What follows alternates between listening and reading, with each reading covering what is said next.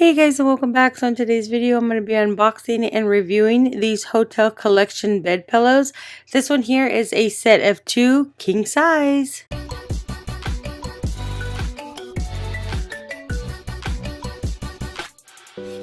Alright, so right here we've got our Beckham Collection down alternative pillows. I did get the 2-pack of the king size. My bed is a California king. Unfortunately, they didn't have the California king, but the king is the closest one. So these ones first off come wrapped up, so it is recommended under the instructions, letting it set out and breathe for 24 hours. That way it's fluffed up. So I'm just going to take out one of these ones, open it up, and show you how really nice these ones are. This one is a set of 2, so you do get 2 for this set.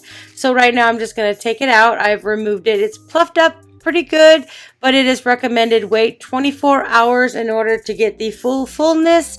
I've been sleeping on these for the last couple of nights because of current pillows that I have has been giving me really bad neck problems.